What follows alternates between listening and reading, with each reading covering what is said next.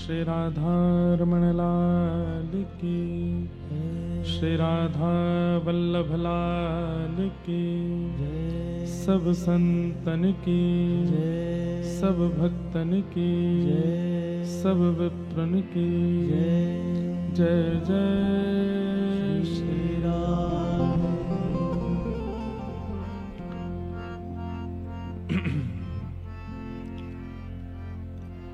हांसी की नगरी में 3 दिवसीय भक्त चरित्र कथा का ये अवसर प्राप्त हो रहा है। मंच पर विराजमान परम पूजनीय प्रातस्मरणीय गीतामणि श्री पूज्य श्री स्वामी ज्ञानानंद जी महाराज, आपके युगल चरणों में बारंबार प्रणाम। अब सब छोड़ करके भूल जाइए कि आप हरियाणा में हैं, हांसी में हैं। अब तो आप चलिए भक्तन की उंगली पकड़ करके ब्रजमंडल चलते हैं। और जय, बस उत्साह पूरा रखिएगा। हाँ, ये थोड़े कमजोर से पड़ गए आप लोग, बहुत देर से बैठे हैं। उत्साह में ज्यादा कमी मत रखिएगा, खूब प्रेम और भाव से। और उत्साह का वर्धन भक्ति में नाम ही कर सकता है। तो बस श्री जी के नाम के साथ आज की कथा को प्रारंभ करें। हमारे व्रज का बड़ा पुराना कीर्तन, हो तेरो संकट हरेंगी करेंगी भली वृषभानु की लली। संकट हरेंगी करेंगी भली वृषभानु की लली। हो तेरो संकट हरेंगी करेंगी भली वृषभानु की लली। तेरो संकट हरेंगी करेंगी भली वृषभानु की लली। ओ तेरो संकट हरेंगी करेंगी भली वृषभानु की लली।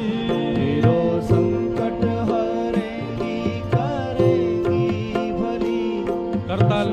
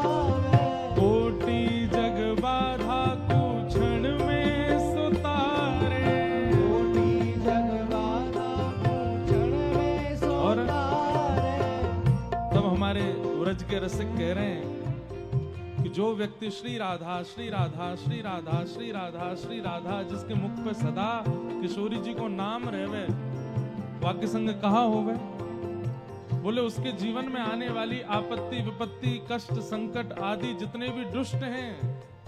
ये पंक्ति मुझे इतनी अच्छी लगती है।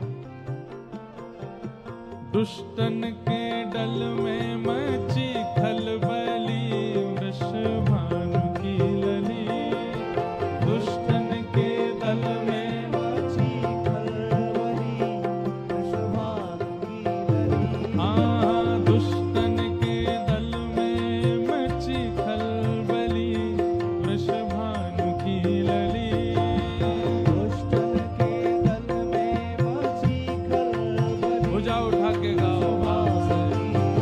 ओ तेरो संकट हरेंगी करेंगी भली, वृषभानु की लली। तेरो संकट हरेंगी करेंगी भली, वृषभानु की लली। हाँ, संकट हरेंगी करेंगी भली, वृषभानु की लली। तेरो संकट हरेंगी करेंगी भली, वृषभानु। बोलो वृषभानु दुलारी की।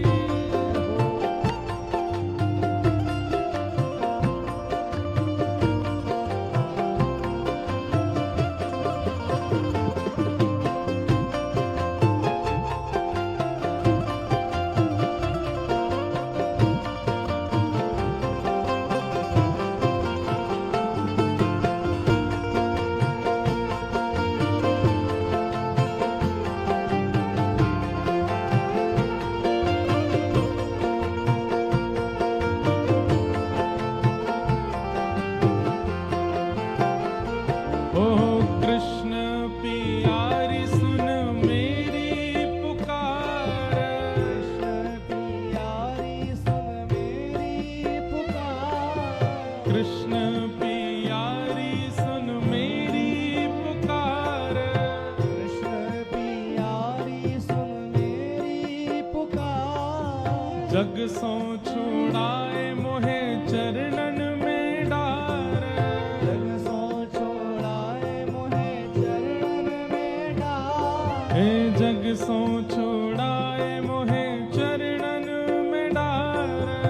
जग सो छोड़ाए मोहे चरणन में डार। ओ तेरे महलन के, आ तेरे महलन के, ओ तेरे महलन के कोने रहूं मैं पड़ी, वृषभानु की लली। महलन के कोने रहूं मैं पड़ी, वृषभानु आओ।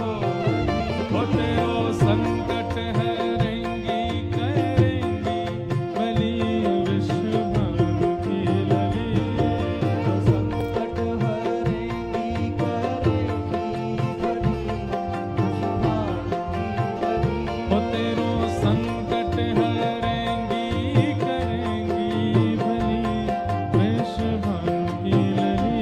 तेरो संकट हरेंगी करेंगी भली, वृषभानु की लली। हे त्रिभुवन पति बस तूने कियो, त्रिभुवन पति बस तूने कीनो। त्रिभुवन पति बस तूने कियो। त्रिभुवन पति बस तूने कीनो। जहाँ पग धरे तहाँ श्याम मन दियो। जहाँ पग हरे तहाँ श्याम मन दीनो। जहाँ पग धरे तहाँ श्याम मन दियो। जहाँ पग धरे तहाँ श्याम मन दीनो। अरे मुक्ति हूँ, आहा मुक्ति हूँ, हो मुक्ति हूँ तेरे चरणन में पड़ी, वृषभानु की लली। मुक्ति हो तेरे चरण में पड़ी, वृषभानु की लली। ओ तेरो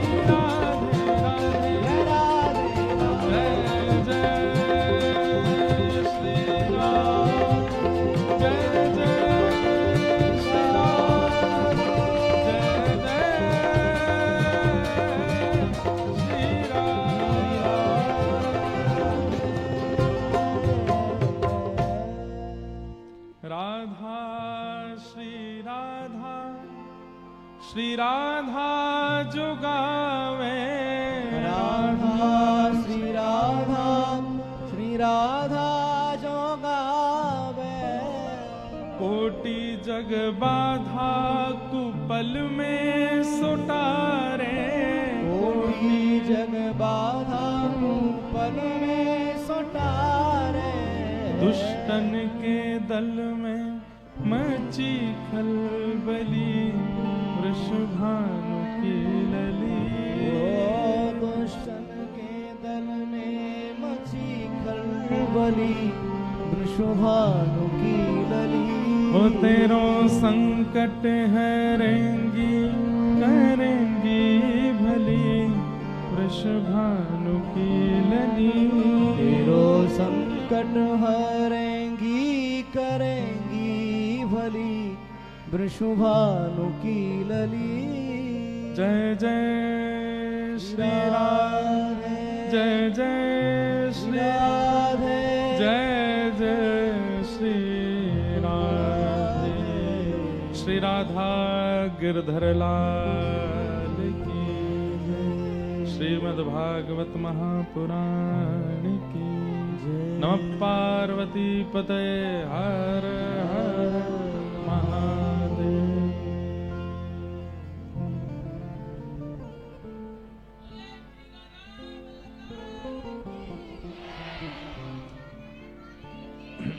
जय हो।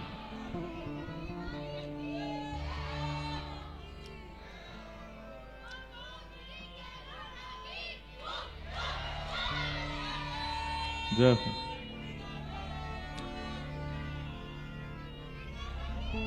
और कोई रह गए हो तो बोल दो। वाह, ठाकुर जी की बड़ी कृपा है। हरियाणा के पावन शहर हांसी में पहली बार आगमन हुआ है, पहली बार आने का अवसर मिला है। और श्री लक्ष्मण चौतरा मंदिर स्थान है, जहाँ के पावन वार्षिक उत्सव में ये कथा हो रही है। हमारे श्री महेंद्र श्री माधव जी और उनकी श्रीमती श्री साक्षी जी और समस्त परिकर सबको हम बहुत बहुत साधुवाद करते हैं, बहुत बहुत धन्यवाद कहते हैं और अपने धन्य भाग्य मानते हैं कि ठाकुर जी की 3 दिन भक्त चरित्र चर्चा करने के लिए हमें अवसर प्राप्त हुआ है। आप सबके मध्य हांसी आए हैं, बहुत अच्छा लग रहा है। खूब आप लोग बिल्कुल शांति से बैठे हो। 3 दिन का ये भक्ति चरित्र है। हमने सोचा किन किन भक्तों के चरित्र सुनाएं। जब महाराज जी यहाँ बैठे थे तब हमने भक्तमाल जी खोली और मन में विचार किया जहां से खुलेंगी उन्हीं भक्त का चरित्र सुनाएंगे। और श्री करमेती बाई जी का चरित्र आया है। श्री करमेती जी का चरित्र जैसे भक्तिमती मीराबाई है, मीरा चरित्र मीराबाई थोड़ा थोड़ा सबने सुना ही है, सबको पता ही है, पर श्री करमेती बाई जी का चरित्र अद्भुत है, अति अद्भुत है। और प्रयास करेंगे हरियाणा के भक्त और भी जो हैं उनके विषय में 2 दिन में और चर्चा करें। कोई विचार करके नहीं है, बस मन हो रहा है तो बस उन्हीं भावों को लेकर के हम आप सब लोग चर्चा करेंगे। मूल बात यह है कि भागवत की कथा मानव सुनता है, पर भक्त चरित्र ठाकुर जी सुनते हैं, ठाकुर जी सुनने आते हैं।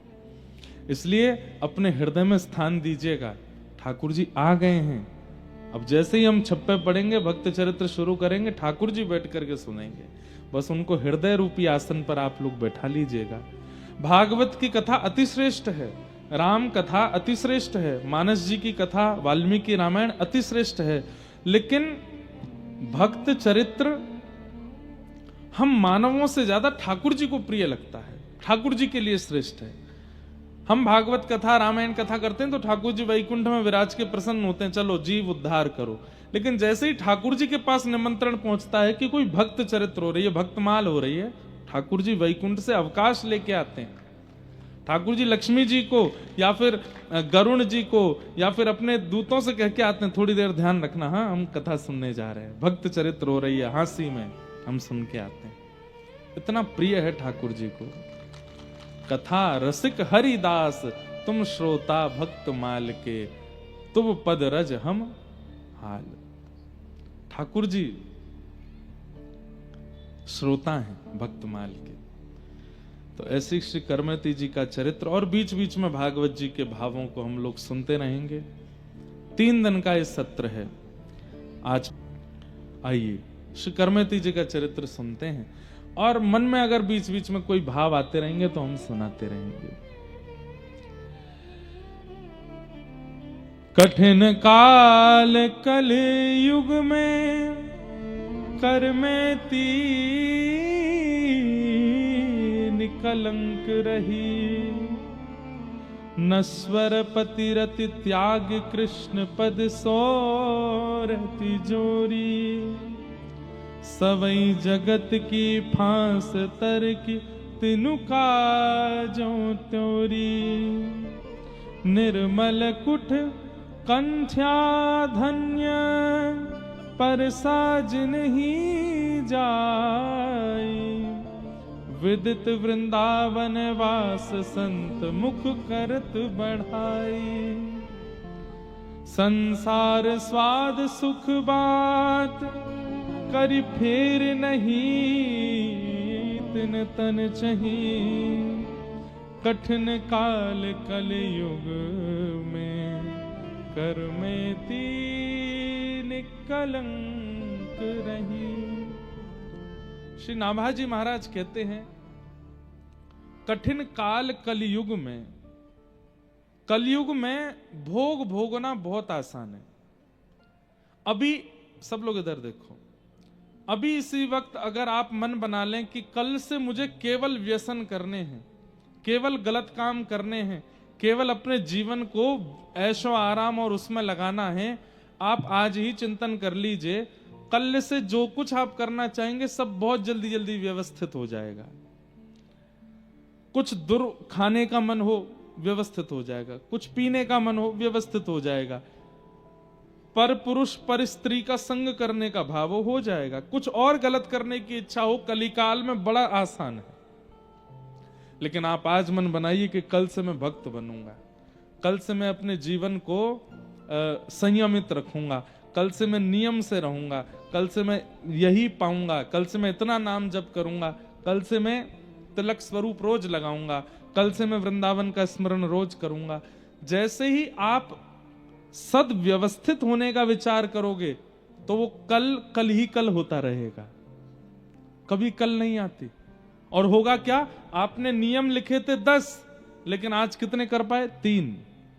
बाकी के क्यों नहीं हो पाए? वो ऐसा हो गया था, वो ऐसा हो गया था, इसलिए हो गया, नहीं बन पाया। कलयुग में व्यवस्थित होना बहुत मुश्किल है, लेकिन कलयुग में अव्यवस्थित होने के लिए आपको बहुत योजनाएं नहीं बनानी पड़ती, आप बहुत आसानी से हो जाओगे। मैं कथाओं में कहा करता हूं, हम मानव कलयुग के कैसे हैं? बोले बहते हुए पानी जैसे। पानी को अगर खाली छोड़ दिया जाए तो ढलान की ओर बिना किसी सहयोग के चला जाता है, लेकिन उस पानी को टंकी में चढ़ाना हो तो मोटर चलानी पड़ती है, एक साधन लगाना पड़ता है जिससे वो पानी ऊपर जाए। लेकिन नीचे आने के लिए पानी को किसी का आश्रय नहीं लेना पड़ता, वो अपने आप बहता चला जाता है, अपने आप अपने मार्ग ढूंढ लेता है। हम लोग भी ऐसे हैं। बिगड़ने के लिए, अब व्यवस्थित होने के लिए हमको सहायता की आवश्यकता नहीं होती, हम बिगड़ जाते हैं।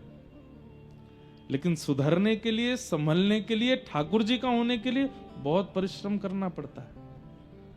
और करमती बाई का अवतरण तो 500 वर्ष के आसपास कुछ हुआ था, 500 वर्ष के अंदर अंदर कुछ हुआ था। आज का कलयुग तो और कठिन है, आज का कलयुग तो और खतरनाक है। अपनी बालावस्था में हमको नहीं पता था कि फोन किसको कहते हैं, और आज 2.5 वर्ष 3 वर्ष का बालक, वो भोजन के साथ फोन उसको चाहिए ही चाहिए। स्टार्टर उनका फोन ही है, फोन होगा तो वो प्रसाद पाएंगे। जिस फोन से सब कुछ परोसा जा रहा है हमारे घरों में, वो इतना सहज है हम लोगों को, इंटरनेट इतना सहज है, विषय इतने सहज हैं, वासनाएं इतनी सहज हैं।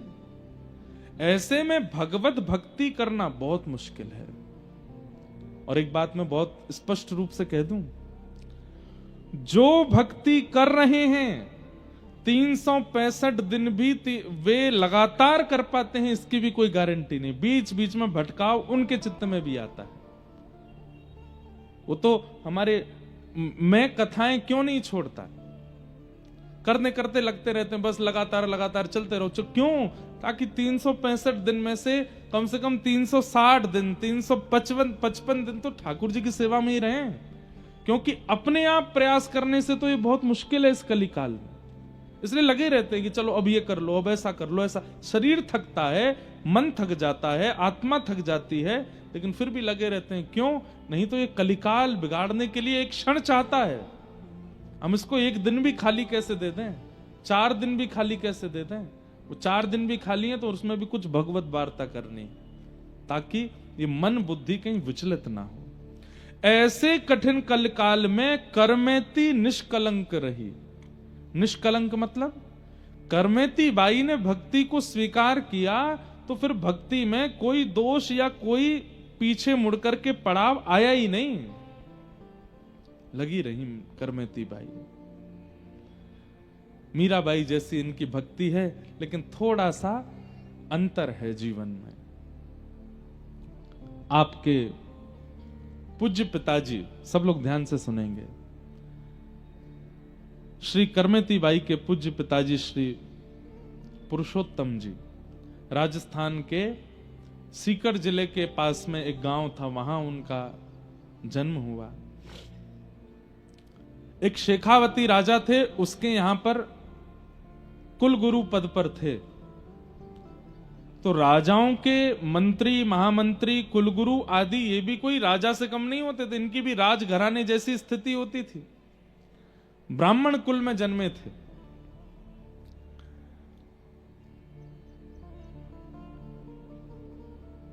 पैंतीस वर्ष निकल गए, ब्याह को भी बहुत समय हो गया, लेकिन कोई संतान नहीं हुई।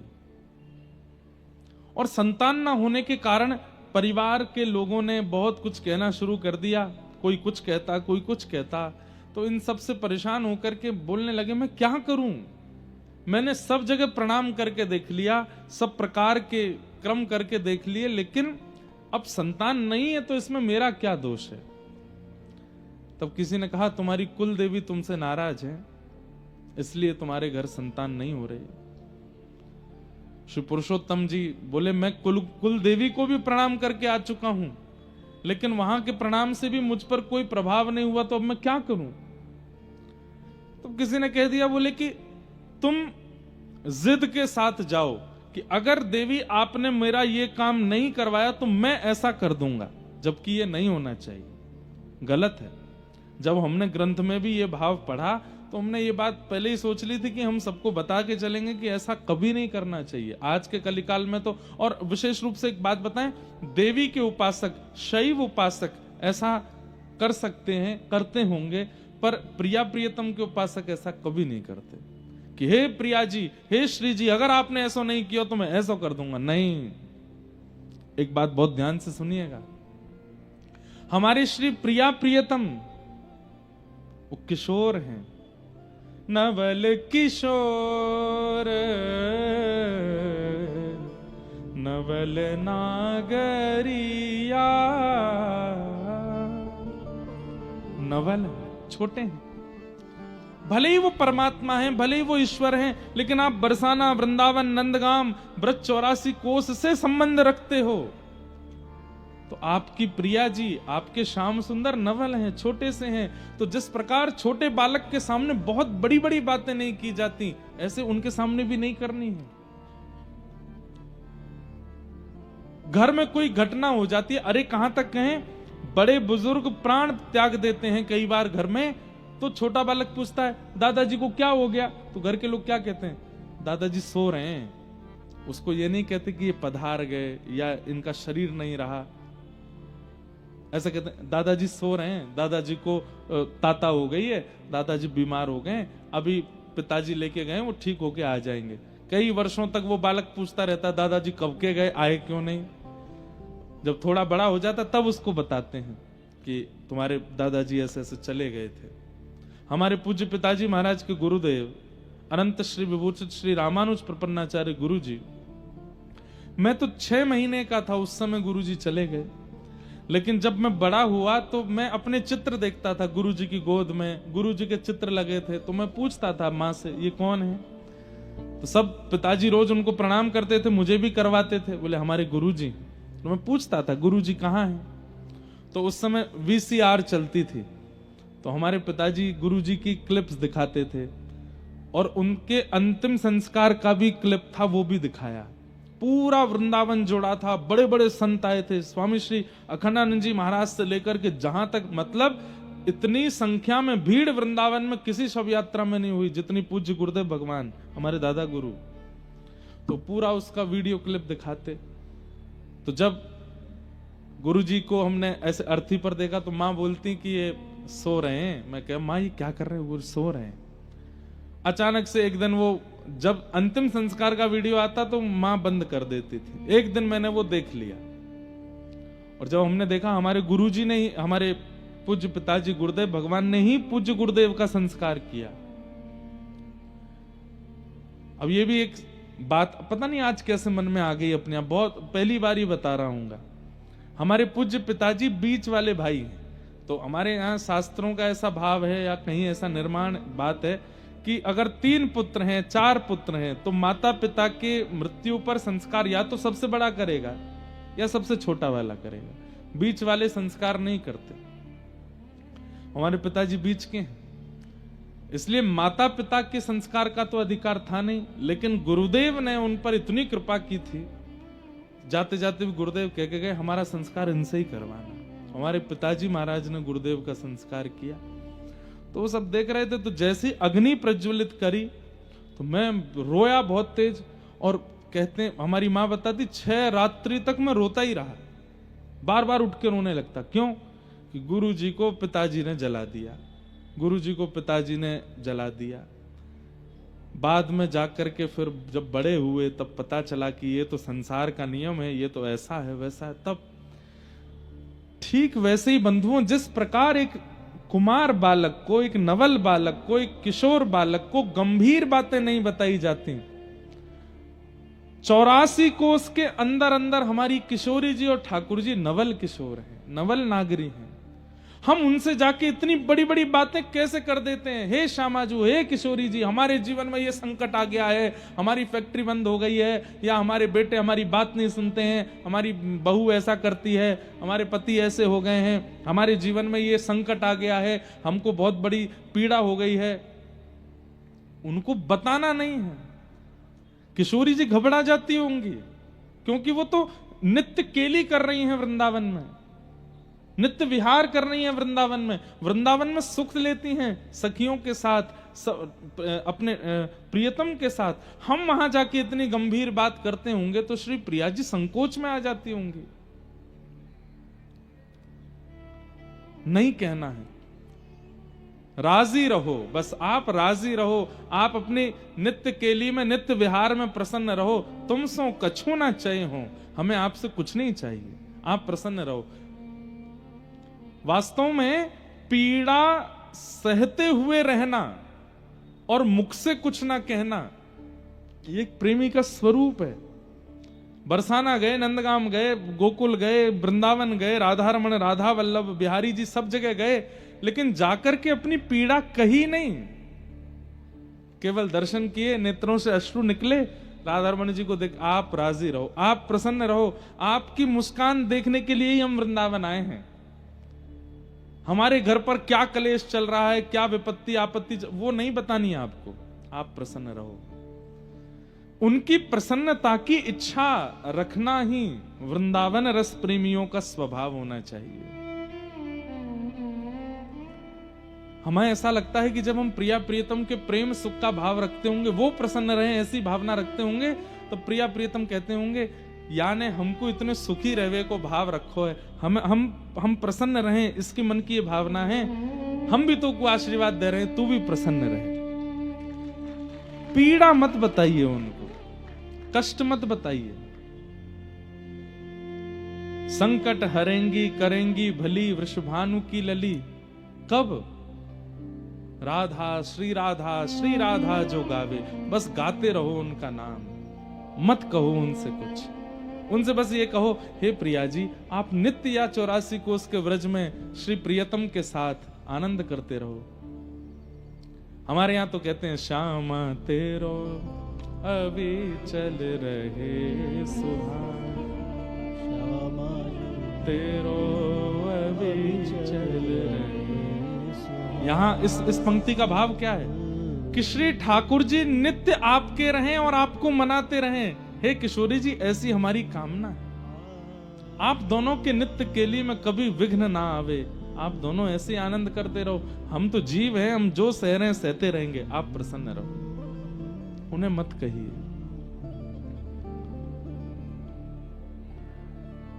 लेकिन देवी देवता, कुल देवी कुल देवता आदि आदि, इन सब से प्रार्थना की जा सकती है, अपने हृदय के बिहारी लाल से नहीं। उनको तो बस प्रसन्न रखने का भाव रखो, उनसे कुछ मत मांगिए। हमारे वृंदावन में कोकिल साईं, वहां पर भी मैं 1 या 2 दिन का सत्र करता हूं, तो श्री कोकिल साईं जी अपने प्रिया प्रियतम का दर्शन ही नहीं कराते थे दुनिया के किसी भी व्यक्ति को। कोई उनके आश्रम में आ जाता तो बाहर व्यक्ति खड़ा कर रखा था, कोई भी आए तो मुझे बताना। लोग आते, हम दर्शन करने आए हैं, तो बोले यहीं रुको। भीतर जाके बोलते, साईं बाहर वो आए हैं, कुछ दर्शनार्थी आए, तो बाहर ही आते। कहो भैया कैसे आए? बोले ठाकुर जी के दर्शन करने। ठाकुर जी के अभी होंगे, अभी प्रसाद चल रही है, प्रसाद पा लो। प्रसाद पवा देते। थोड़ी देर आराम कर लो, कूलर चला दो भैया इनके लिए, बैठो सो जाओ। थोड़ी देर आराम करने का, उसके बाद दक्षिणा दे देते, कपड़े दे देते, बोले अब जाओ। बोले ठाकुर जी के दर्शन, बोले वो नहीं कराऊंगा। क्यों? वो नित्य विहार कर रहे हैं।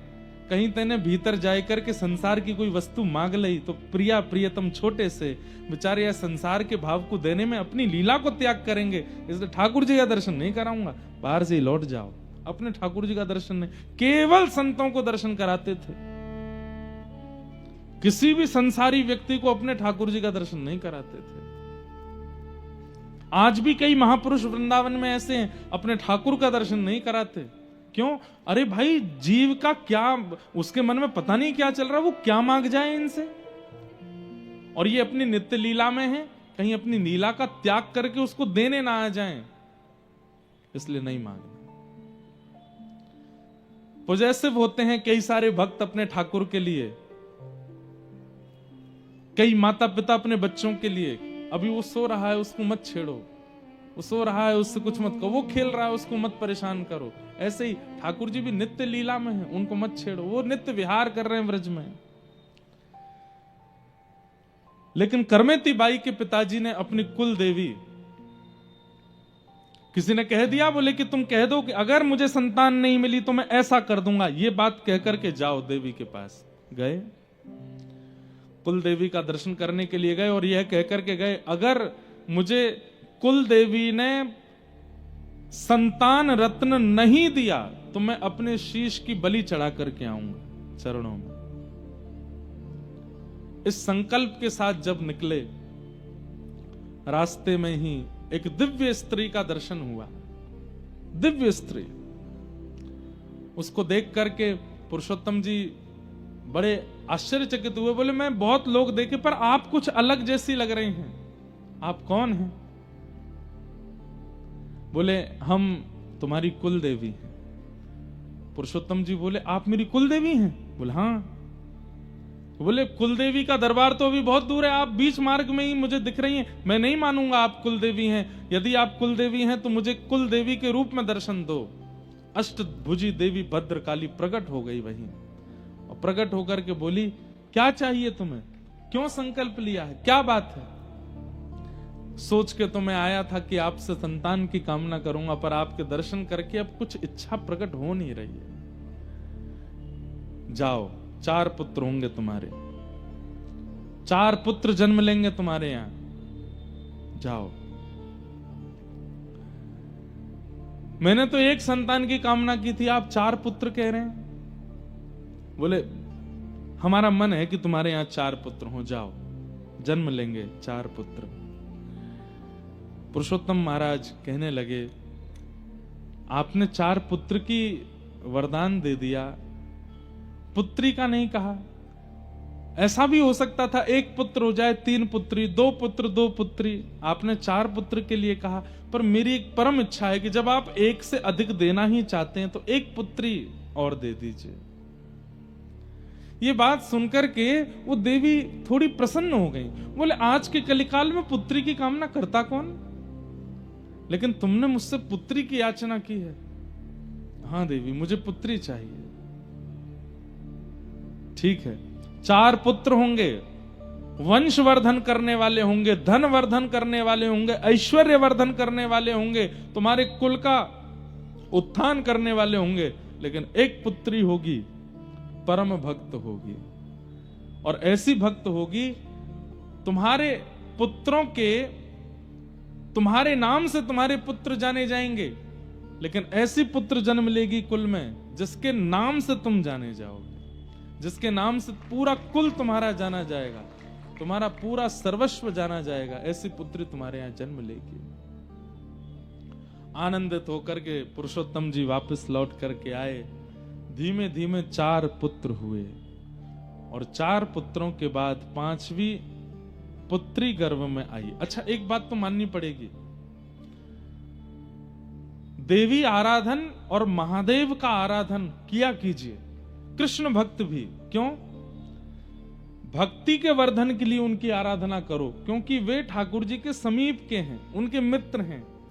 उनके आराधन से उनको प्रसन्न करके कहो कि आप ठाकुर जी से कहो हमारे चित्त में और प्रेम बढ़े। महादेव से कहो, हे महादेव, हे गोपेश्वर महादेव, आप ठाकुर जी से कहो हमारे चित्त में और प्रेम बढ़े। तो देवी आराधन, महादेव के आराधन से चित्त में प्रीति बढ़ सकती है। इसलिए कृष्ण भक्त भी, हमारे वृंदावन के भक्त भी नवरात्रि का व्रत किया करो। गोपियों ने नवरात्रि व्रत किया था, उसी के बाद महारास हुआ, और उसी में ही कात्यायनी मैया से मांगा था कि कृष्ण हमको पति रूप में मिले। कात्यायनी मैया की कृपा से शरद पूर्णिमा पर रास बिहार हुआ। तो देवी कृपा तो करती हैं। कृष्ण भक्त भी अगर कृष्ण भक्ति के लिए नवरात्रि का व्रत रखें, और आगामी अभी श्रावण आएगा, सोमवार के सोमवार महादेव की आराधना करो, केवल इसी भाव से कि हमारे व्रज के प्रति इतना प्रेम हो जाए, प्रिया प्रीतम इतने प्रिय लग जाएं, हमसे जो भी अपराध बनता है, जो भी हमसे पीड़ा बनती है, कष्ट बनता है, वो सब दूर हो जाए, बस ठाकुर जी की प्रीति प्राप्त हो, ऐसी महादेव कृपा करो। आप हमें याद करेंगे। देवी आराधन और महादेव का आराधन कृष्ण भक्ति में और प्रेम भर देगा। ऐसा प्रेम उत्पन्न होगा कि नेत्र सदा सजल रहेंगे, इन नेत्रों से अश्रु कभी रुकेंगे नहीं, ऐसा प्रेम देंगे। महादेव तो भीगे रहते हैं, 24 घंटे भीगते ही रहते हैं। ऐसा ही वो भीगे रहने का तात्पर्य है, वो नेत्रों से प्रेम रस गिर रहा है महादेव के, ऐसे ही हम हो जाएंगे। तो देवी आराधन और महादेव का आराधन कृष्ण भक्तों को भी करना चाहिए। उनकी पावन तिथि नवरात्रि, श्रावण, सोमवार आदि, इन सब पे महादेव देवी को प्रणाम करते रहो। हमारे गुरुदेव के प्रति, वृंदावन के प्रति, श्री जी के प्रति खूब प्रेम बढ़े। हे महादेव ऐसी कृपा करो, वर्धन होगा। नरसिंह मेहता को महादेव लेकर के गए रास में। नरसिंह मेहता जी का चरित्र अभी अफ्रीका में कहा था। महादेव लेकर के गए नरसिंह मेहता जी को रास, महारास में, और दर्शन कराया ठाकुर जी का। तो देवी आराधन उचित तो है। 4 संतान के बाद पुरुषोत्तम जी की पत्नी को, ये मैंने लगभग सब भक्तों के चरित्र में देखा कि जिन मातृ गर्भ से भक्त जन्म लेते हैं, उन माताओं को वृंदावन की स्मृति गर्भ के समय होने लगती है। गर्भ काल में माताओं को जो अनुभव हो रहा है, समझ जाइए वैसे ही विचार वाला बालक है। अगर कुछ अनुभव नहीं हो रहा है तो जानबूझ करके जबरदस्ती अनुभव करने का प्रयास करो। वृंदावन का चिंतन करो, श्री यमुना जी का चिंतन करो, रजरानी का चिंतन करो, महारानी का चिंतन करो, भक्त कथाएं सुनो, सुंदर सुंदर लीलाएं सुनो, ठाकुर जी की लीलाएं सुनकर के सो, ताकि विचारों में भी वही आवे, उससे बालक पर असर पड़ेगा। करमेती बाई की मैया को, जो कभी वृंदावन गई नहीं है, उनको अच्छा हाँ, एक बात याद आई। जब देवी माँ ने कहा कि तुम्हारे घर एक दिव्य पुत्री जन्म लेगी, तो पुरुषोत्तम जी महाराज, जो कि कुल गुरु थे शेखावत राजा के, विद्वान तो थे, उन्होंने भागवत जी के पाठ का उसी दिन प्रण ले लिया कि अब मैं आद्योपांत भागवत जी का पाठ करूंगा अपने अंतिम समय तक। तो देवी कृपा और भागवत जी की कृपा, जब पत्नी गर्भवती हुई 5वीं संतान के लिए, तो वो भागवत जी का पाठ सुनाते थे। कहते हैं वो संस्कृत में रास पंचाध्यायी बोलते थे, लेकिन करमेती बाई की माता जी को संस्कृत समझ नहीं आती थी, लेकिन जैसे ही कहते थे गोपी गीत का पाठ करने लगते थे, जयति तेदिकम जन्मना व्रजः श्रयत इंदिरा शश्वदत्रहि, तो करमेती बाई के मैया के नेत्रों से आंसू गिरने लगते थे। तो पुरुषोत्तम जी कहते, देवी तुम समझती हो मैं क्या बोलता हूं? बोले मुझे समझ नहीं आता, पर जैसे ही आपने ये प्रसंग प्रारंभ किया है, अभी जो चल रहा है, पता नहीं ये कानों में जाकर के हृदय में बड़ी वेदना प्रकट करता है, एक बड़ी मीठी सी वेदना, मानो किसी की याद आ रही हो। किसकी आ रही है मुझे नहीं पता, पर किसी की याद आ रही है।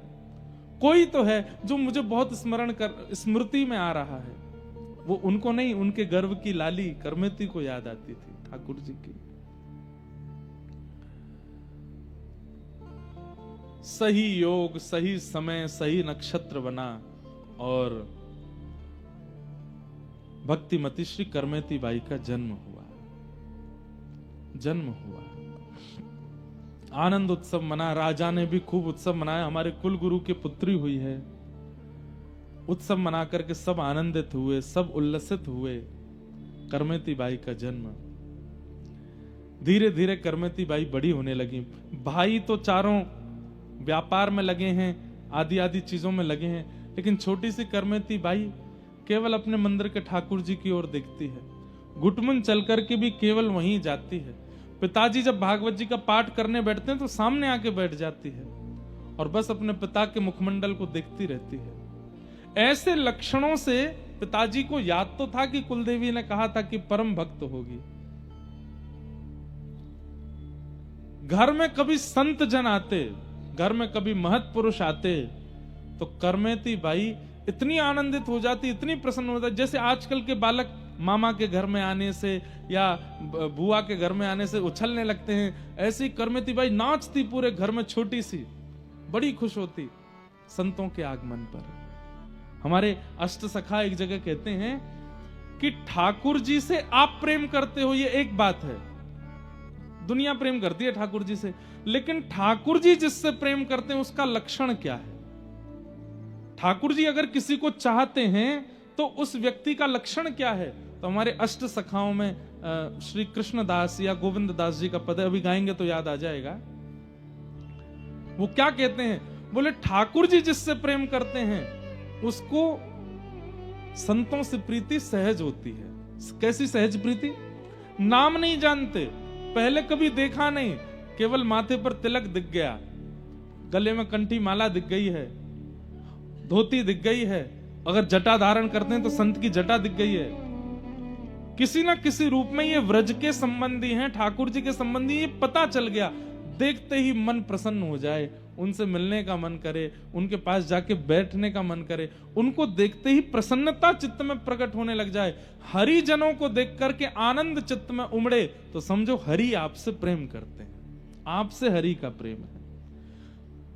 राधा रमण जी को देख करके तो सब जय जयकार कर देते हैं, पर हरि जनों को देख करके जो प्रसन्न हो जाए, हरि जनों को देख करके जिसके नेत्र सजल हो जाएं, हरि जनों को देख करके जिसके चित्त में अति आनंद बढ़ जाए, समझो ठाकुर जी उससे प्रेम करते हैं।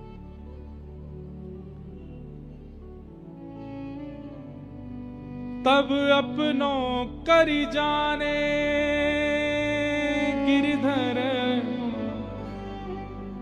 तब अपनों करि जाने गिरधर, जब अपनों करि जाने गिरधर, जब अपनों करि जाने। कब जाने कि गिरधर ने हमें अपना लिया है? तब हमारे अष्ट सखा कह रहे हैं, ताको मन भगतन की सेवा, ताको मन भगतन की सेवा, संत चरण रज सदा लुभाने, संत चरण रज सदा लुभाने, संत चरण रज सदा लुभाने, संत चरण रज सदा लुभाने, गिरधर जब अपनों कर जाने, गिरधर जब अपनों। अभी हम साउथ अफ्रीका गए थे कथा करने, तो वहां पे समुद्र के किनारे घूम रहे थे, हमारे सब संगीतज्ञ भी थे और भी लोग सब धोती वोती पहने घूम रहे। तो एक वहां के जो वहां कृष्ण वर्ण के लोग रहते हैं ना, कृष्ण वर्ण समझ गए, राधा रमन जी जैसा वर्ण है उनका, बिल्कुल देखने में ऐसा लगता है कि ओहो, अंधेरी निशा, अमावस्या की रात्रि, और जब हंस जाते हैं तो लगता है कि तारे टिमटिमा गए हों। अच्छे हैं, किसी की बुराई नहीं है, लेकिन तो हम लोग समुद्र के तट पर घूम रहे थे, तो एक आया दौड़ा दौड़ा, बड़ा हत्ता तगड़ा लंबा,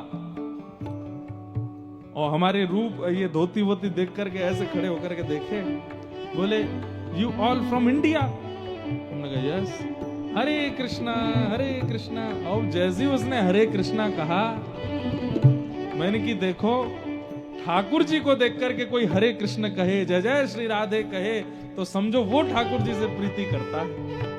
मैंने कहा लेकिन अष्ट सखा कहते हैं ताको मन भक्तन की सेवा। मैंने कि दौड़ के हमसे हरे कृष्ण बोलने आया धोती देख करके, और देखो कितना प्रसन्न, हमारे संग फोटो खिंचा के गया। मैंने कि कहीं ना कहीं इसके पूर्व जन्म के या किसी जन्म का या इस जन्म का कोई तो ऐसा कर्म होगा, ठाकुर जी को थोड़ा सा प्रिय तो है, थोड़ी सी इसके प्रति प्रीति है। अब कालांतर में आगे जाकर के इस पर क्या कृपा होगी ये तो मुझे नहीं पता, लेकिन अभी ब्रजवासियों को देख करके दौड़ करके आया है और प्रणाम कर रहा है और जय जय हरे कृष्ण कर रहा है। ठाकुर जी की इस पर कृपा है। क्यों? हरिजन संगे हरि उर आने, गिरधर जब अपनों कर जाने, गिरधर जब अपनों कर, ओ गिरधर जब अपनों कर जाने, गिरधर जब अपनों। बोलो भक्त वत्सल भगवान की। करताल बजा के गाओ।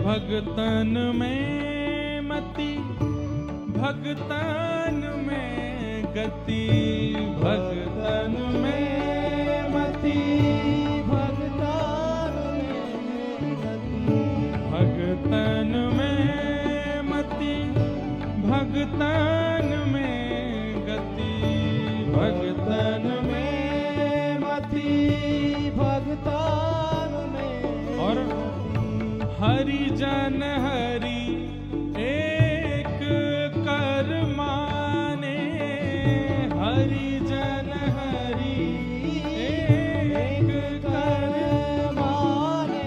घर पर कोई संत आवे, कोई ब्रजवासी आवे, कोई ब्राह्मण आवे तो उसके प्रति कोई और भावना नहीं, हरि ही आए हैं ऐसी भावना रखता हूं। कृष्ण दास मन वचन कर्म करी, कृष्ण दास मन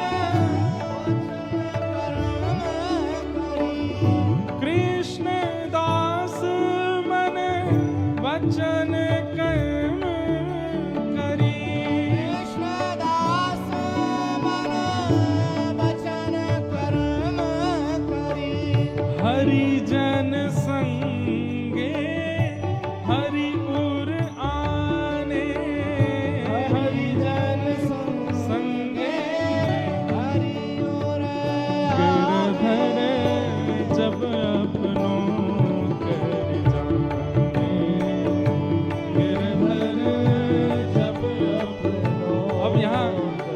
कृष्णदास जी एक बात बहुत बड़ी कह गए। अभी आपने कथा में सुन लिया, मैंने आपसे कह दिया कि हरिजनों से जिसका प्रेम है, ठाकुर जी का उससे प्रेम है। तो हो सकता है बनावटी रूप में आप अभी कल से करना शुरू कर दो। कोई भक्त दिख गया, कोई ब्रजवासी दिख गया, कोई तिलकधारी दिखा, कोई धोती वाला दिखा, कोई जटा वाला दिखा, किसी भी रूप में भगवत प्रेमी कोई दिखा, तो आप उसका सम्मान करने लगे क्योंकि आप कथा में सुन के गए हो। लेकिन कह रहे हैं बनावटी रूप में सम्मान नहीं, मन वच कर्म। इंद्रेश जी कह के गए हैं हरि के प्रिय वही हैं जो हरिजनों से प्रेम करें, इसलिए कर दो। मन तो नहीं है इनको घर में बुलाने का, लेकिन ठीक है वो बैठाओ, इनके चरण धो भी लो, इनके चरण चिन्ह थोड़े ले लो, है नहीं मन, लेकिन करना पड़ेगा। क्या बताएं, वो कह के गए हरिजनों से प्रीति होनी चाहिए ना। कृष्णदास मन वच हरि, मन वच कर्म, मन वच और कर्म से, तीनों से आपकी प्रीति उसके चरण में जब तक नहीं बनेगी तब तक हरि प्रिय नहीं होंगे।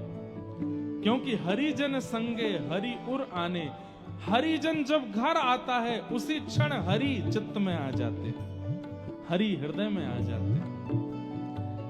गिरधर जब अपनों कर जाने, गिरधर जब अपनों कर जाने। आज के दिवस की मैं, आज के दिवस की मैं, आज के दिवस की मैं, आज के दिवस की मैं, जाऊं बलिहारा, मेरे घर आया राजा राम जी का प्यारा, मेरे घर आया राजा राम जी का प्यारा। रैदास जी कह रहे हैं जिस दिन कोई हरिजन घर आ जाए, जिस दिन कोई हरिभक्त आ जाए, जिस दिन कोई ब्रजवासी घर आ जावे, ठाकुर जी का प्रेमी जिस दिन घर आ जावे, उस दिन तो उस दिन की बलिहारी जाओ, कैलेंडर में जाके उस दिन को नोट कर लो, और जब जब वो वर्ष में वो दिन आवे उस दिन कुछ ना कुछ करो। इस वर्ष में इस दिन हमारे यहाँ वे आए थे। आज के दिवस की मैं, आज के दिवस की मैं, आज के दिवस की मैं, आज के दिवस की हो जाऊं बलिहारा, मेरे घर आया राजा राम जी का प्यारा, मेरे घर आया राजा राम जी का प्यारा, मेरे घर आया राधा श्याम जी का प्यारा, मेरे घर आया राधा श्याम। करमेती बाई नाचने लगती हैं जैसे कोई संत आते हैं, साधु घर आते हैं। करूं आरती सर्वस ही लुटाऊं, करूं आरती सर्वस्व लुटाऊं, तन मन जोवन इन पे वारूं, तन मन जोवन इन पे वारूं, हाँ तन मन सर्वस इन पे वारूं, तन मन। ऐसा प्रेम होना होता नहीं है आज, लेकिन हमने देखा जब हम आए, हम तो देखते हैं जहां भी जाते हैं। आज जैसे मैं आया तो जिस घर में हम रुके, एक बूढ़ी सी माता जी ऐसे नृत्य कर रही थी, कोई भजन नहीं, कोई कीर्तन नहीं, बस राधा नाम पे ही कीर्तन कर रही थी, बार बार बलियां ले रही थी, इतनी प्रसन्न हो रही थी। और उनकी प्रसन्नता देख करके मन में आ रहा था, अभी अभी आया, करमेती बाई ऐसे ही नाचती थी, नृत्य करती थी।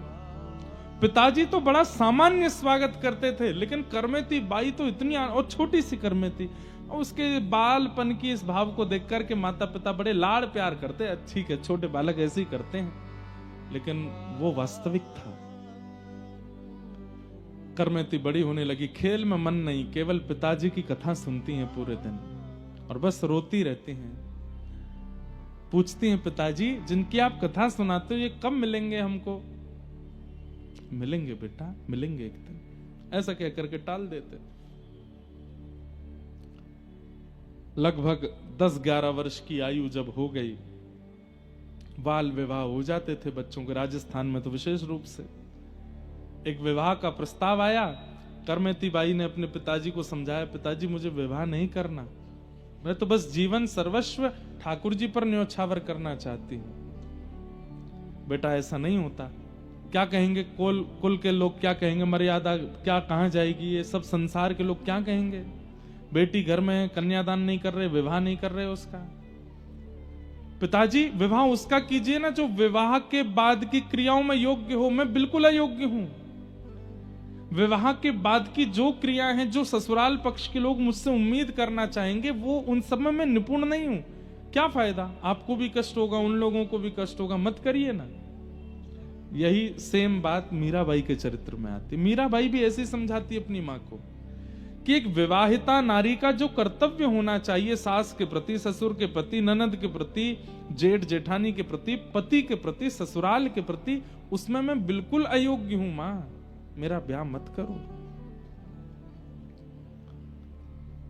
वही बात आज करमेती बाई समझा रही है, पिताजी मैं योग्य नहीं हूं, उनको कष्ट होगा। अरे बेटा, जब ब्याह होना होता है सब ऐसे ही बोलते हैं, और ब्याह होने के बाद सब सीख जाते हैं।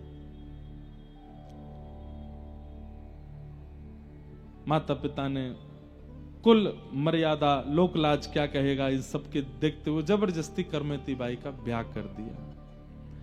ब्याह तो कर दिया, गौना नहीं हुआ।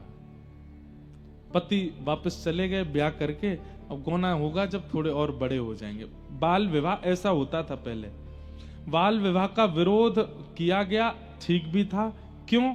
बाल विवाह में क्या हो रहा था कि बाल्यकाल में दोनों का विवाह कर दिया, अयोग्य थे दोनों, जानकारी थी नहीं। गौना वही होता था 18, 19, 20 साल में जाकर के, और तब तक दो प्रकार के कर्म होते थे, या तो लड़का को कोई और पसंद आ गया, यहाँ जो बहू थी उसको कोई और पसंद आ गया, या फिर कई बार दोनों में से किसी की मृत्यु हो जाती थी, या कुछ भी ऐसी घटनाएं होती थी। इसलिए बोलते थे कि भाई जब वो योग्य हो जाए तभी ब्याह करो, इसलिए बाल विवाह का विरोध। लेकिन प्राचीन काल में तो बहुत बाल विवाह हुए। गौना की प्रतीक्षा, अब करमेती बाई रोज सिंदूर लगाती हैं मां, छोटी सी हैं 12 वर्ष की, यहां तक चूड़ियां पहनाती हैं, साड़ी पहनाती हैं, पैरों में पाजेब पहनाती हैं। अब उनको तो वो श्रृंगार प्रिय लगता था कि इस श्रृंगार को करके मैं जब ठाकुर जी के सन्मुख जाती हूं तो ठाकुर जी प्रसन्न हो जाते हैं। पूछती थी माँ ये किसके लिए? बोले ये पति के सौभाग्य के चिन्ह होते हैं, पत्नी को धारण करने चाहिए, उससे पति प्रसन्न भी रहता है और दीर्घायु भी होता है। वो तो प्रियतम को ही अपना सर्वस्व मान चुकी थी। सिंदूर लगाती, चूड़ी पहनती, सब श्रृंगार करती, पर दौड़ के जाती मंदिर में, ठाकुर जी से जाके पूछती कैसी लग रही हूं मैं, आज मेरा स्वरूप कैसा लग रहा है आपको?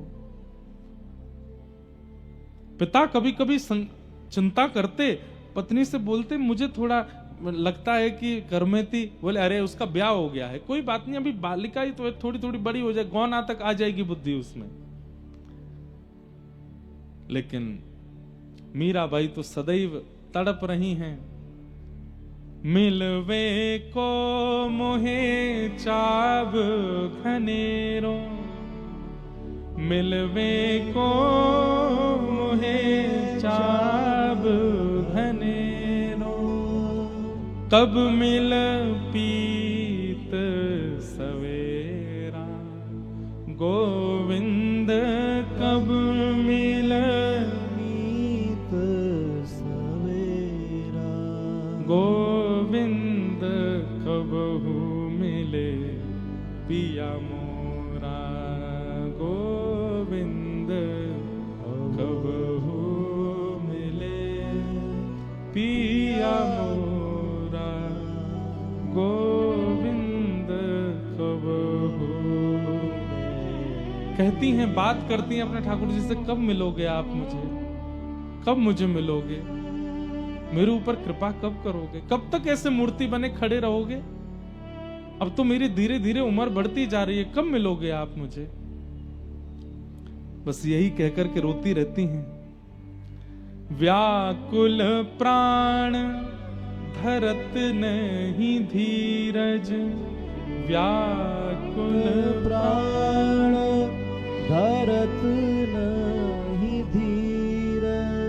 कब देखूं मुख तोरा, गोविंद कब देखूं मुख तोरा। मीराबाई का पद है, बहुत प्यारा पद है। मीराबाई के पद इतने अद्भुत हैं, अगर हमको कोई कह देना हम सालों साल मीरा चरित्र ही कहते हैं, इतना सुंदर है। मीराबाई की रचना लेखनी बताती है कि उनका प्रेम कैसा है, अद्भुत है।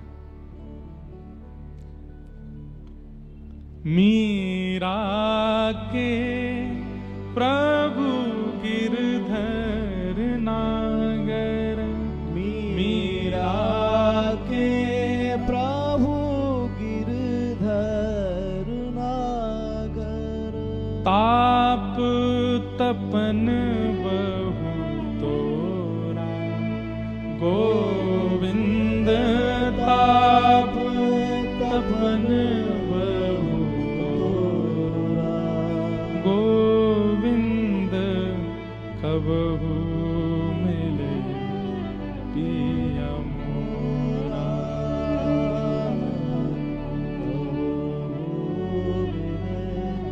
पिया बंधुओं, हमें प्रेम हो जाता है ठाकुर जी से, हम चाहने लगते हैं ठाकुर जी को, पर ऐसा विरह नहीं मेरे को देखने में आया अभी तक कि बस व्याकुल हो गए हों ठाकुर जी के लिए। ऐसे नहीं हुए अभी हम स्वयं बहुत दिनों तक कथा करते रहते हैं, तो अब तो लाल जी सफर में नहीं रहते, साथ कथाओं में नहीं जाते। कुछ समय लाल जी की स्मृति तो होती है। जैसे अभी अयोध्या में कथा थी, तो मैं सीधे जहां रुका था वहां पहुंचा, तो जाते ही नियम होता था लाल जी पहले पहुंच जाते हैं। लाल जी कहाँ विराज रहे, तो जो पंडित जी सेवा करते वो भी भावुक हो गए, लाल जी तो नहीं आते अब कथा में। तो हम दोनों थोड़ी देर के लिए सहम गए कि अब लाल जी आते नहीं, कि 4 साल तो लगातार कथाओं में आए। तो अभी घर पे बात करते हैं तो कहते हैं अब लाल जी को ले जाएं क्या कथा में। मन बड़ा विचलित होता है कभी कभी। तो घर से आता है, नहीं अब यहीं रहेंगे, नहीं जाना। हमने कहा एक बार पर्ची डाल के देखो, अगली कथा में चलेंगे क्या। पर्ची डालते हैं, ठाकुर जी मना कर देते, नहीं जाना। और विरह हो जाता है चित्त में कि उनका मन नहीं है। वो कह चुके थे कि ब्याह उला के बाद हम घर रहेंगे, घर ही रहते हैं। लेकिन मैं हूं ले जाऊंगा, पर्ची बिना डाले ले जाऊंगा, पूछूंगा ही नहीं। विरह बहुत आवश्यक है बंधुओं, लेकिन हमको संयोग इतना आवश्यक, इतना मिल गया है ठाकुर जी का कि हम विरह का अनुभव नहीं कर पाते। ये जो अश्रु गिरते हैं ना प्रेम विरह में, कृष्ण विरह में, ये अश्रु नहीं है। हमारे चित्त में जितने भी दोष हैं ठाकुर जी से मिलने वाले, वो सब एक एक बिंदु करके निकलते हैं। जितने निकलेंगे उतने स्वच्छ हो जाएंगे हम, पर वो निकलते ही नहीं है, रह जाते हैं भीतर।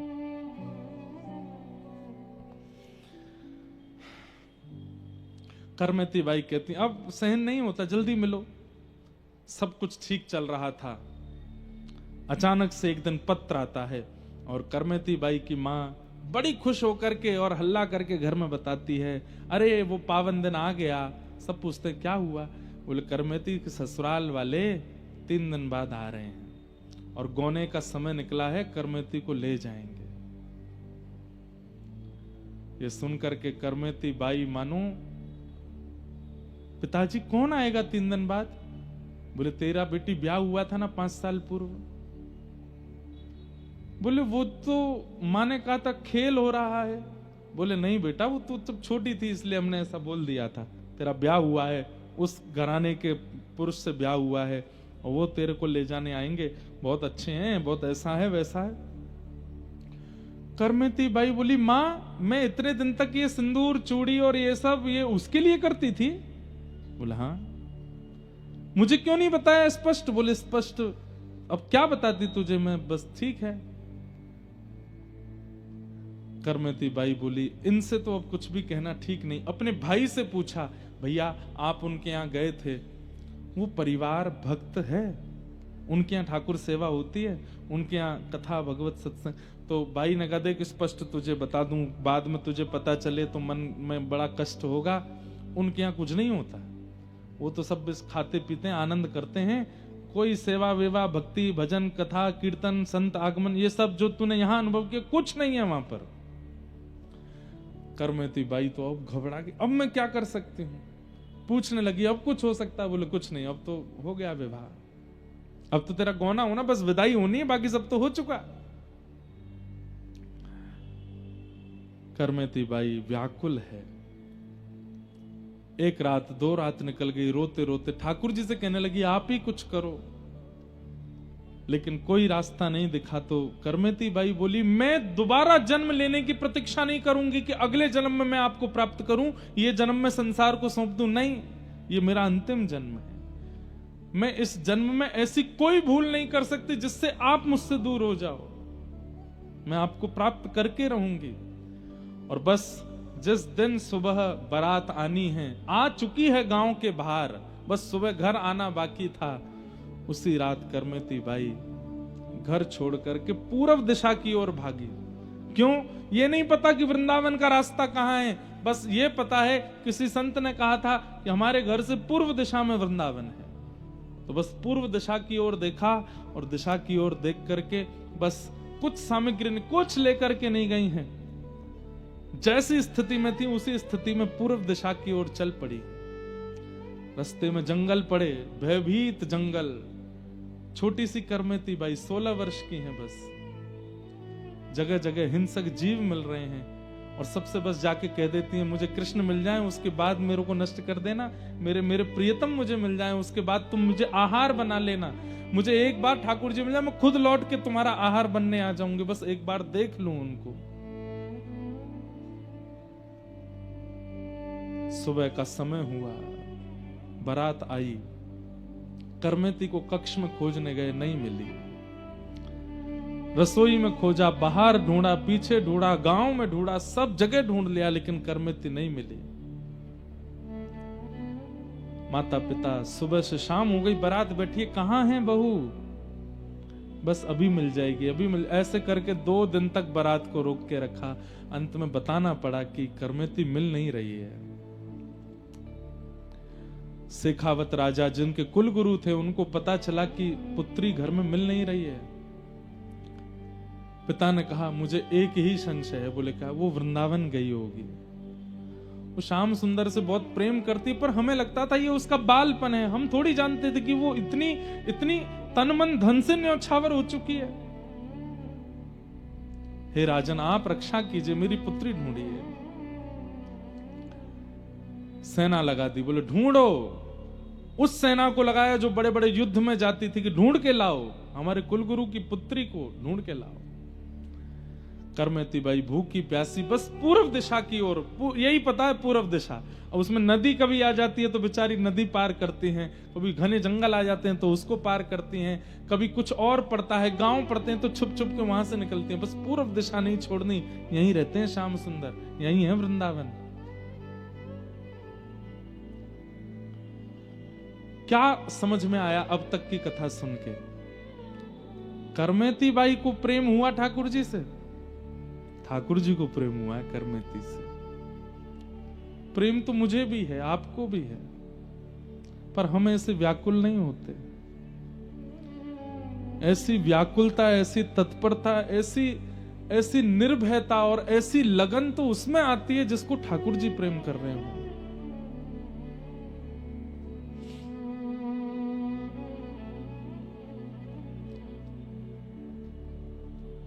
आवाज आ रही है, रात्रि का समय, घोड़ों पर सैनिक चिल्ला रहे हैं, करमेती को ढूंढो।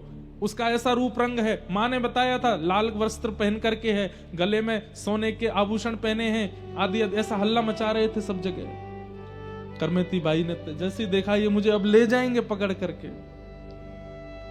रेगिस्तान था, वहीं पर एक 3 दिन पुराना ऊंट मरा पड़ा था। गीदड़ और कुछ हिंसक जीव उसके भीतर पेट के सब सामग्री खा चुके थे। भयंकर दुर्गंध आ रही थी उसमें से। करमेती बाई ने सोचा मैं कहीं भी छुपूंगी, ये सब ढूंढ लेंगे मुझे और मुझे वृंदावन नहीं जाने देंगे।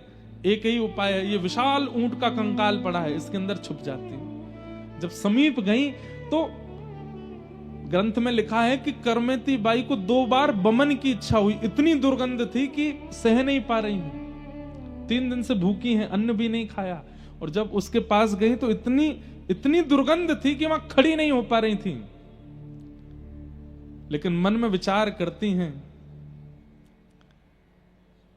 संसार, अगर आज कर्मेती तूने इस दुर्गंध को नहीं सहा तो ये पकड़ के ले जाएंगे और जीवन के अंतिम श्वास तक संसार के विषय की दुर्गंध सूंघनी पड़ेगी। वो जीवन भर की विषय की दुर्गंध सूंघने से अच्छा है कुछ समय की इस ऊंट की दुर्गंध को सहले कर्मेती प्रियतम मिल जाएंगे। और कर्मेती बाई उस ऊंट के भीतर प्रवेश कर गई। बाहर से कंकाल और वैसा था, मक्खियां भिन बना रही थी, कोई पास भी नहीं आ सकता। और उसके भीतर कर्मेती बाई बैठी है, नेत्र बंद करके अपने प्रियतम का स्मरण कर रही है। बस कुछ देर और कर्मेती, कुछ देर और, फिर से सब चले जाएंगे, फिर हम चलेंगे ना वृंदावन। मानो जैसे अपने आप से ही बात कर रही है। सैनिक जन आसपास आए, मरे हुए ऊंट को देख करके मक्खियां भिन बना रही हैं। दुर्गंध के कारण सैनिक ही घबरा गए, मुंह बंद कर, अरे जल्दी निकलो, यहां से निकलो भैया, यहां कैसे रुक सकते हैं।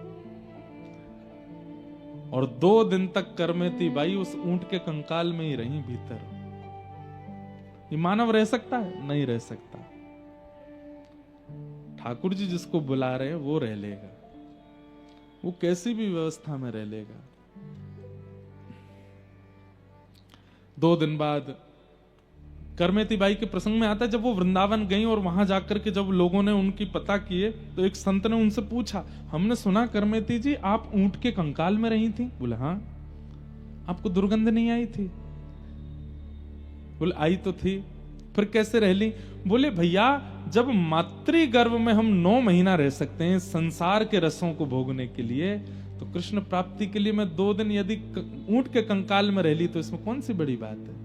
हम सब वह दुर्गंध सह करके आए हैं 9 महीने मां के गर्भ में, केवल किस लिए? ताकि संसार में जन्म लें और संसार में जन्म लेके संसार के रसों का सुख ले सकें। संसार के सुख के लिए 9 महीना उस मलमूत्र के भांड में रह सकते हैं, कृष्ण सुख के लिए 2 दिन में अगर ऊंट के अंदर रह ली तो इतनी आश्चर्य की बात क्या है? कोई आश्चर्य। कर्मेती बाई के प्रसंग में यह आता है कि उनके उत्तर सबको आनंदित कर देते थे। ऊंट के कंकाल से बाहर निकली, संतों की टोली जा रही थी। कर्मेती बाई बोली ये निश्चित वृंदावन जा रहे होंगे, मैं इनके साथ हो लेती हूँ। दौड़ी दौड़ी कर्मेती बाई गई और संतों से बोली आप लोग कहाँ जा रहे हैं? बोले हम लोग अभी वृंदावन जा रहे हैं। बोले मुझे भी ले चलो। संत जन बोले तुम में से बहुत दुर्गंध आ रही है, कहां से आई हो? बोले ये दुर्गंध तो क्षणिक है, अभी चली जाएगी।